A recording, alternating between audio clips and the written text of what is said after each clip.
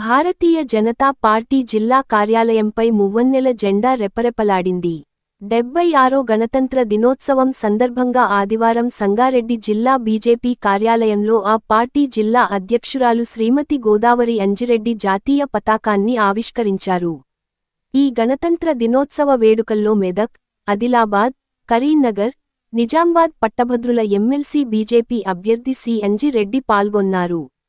ఈ సందర్భంగా అంజిరెడ్డి మాట్లాడుతూ, రాబోవు రోజుల్లో జరగబోయే పట్టభద్రుల ఎలక్షన్లలో భారతీయ జనతా పార్టీ అభ్యర్థిగా తనను ఆశీర్వదించాలని కోరారు. పట్టభద్రుల సమస్యలను, ఉద్యోగ అవకాశాలు కల్పించే విధంగా ఖచ్చితంగా కృషి చేస్తానని అన్నారు.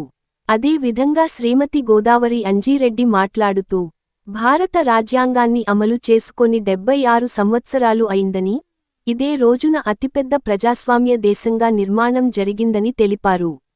స్వాతంత్ర్యం కోసం ఎందరో మహానీయులు ప్రాణత్యాగం చేశారని, వారిని ఈ సందర్భంగా గుర్తు చేసుకుంటూ గణతంత్ర దినోత్సవ శుభాకాంక్షలు తెలిపారు.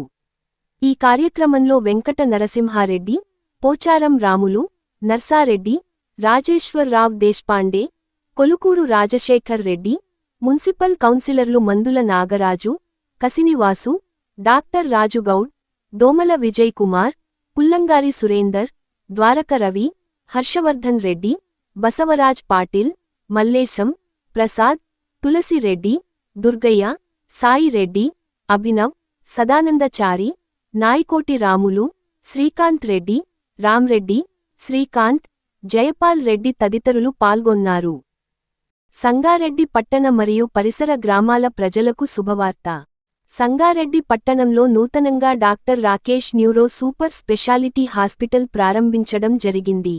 Doctor Rakesh neuro super speciality hospital, ప్రభుత్వ ఐటీఐ ఎదురుగా, రిలయన్స్ డిజిటల్ ప్రక్కన, నేషనల్ మార్ట్ దగ్గర, మెయిన్ రోడ్, సంగారెడ్డి.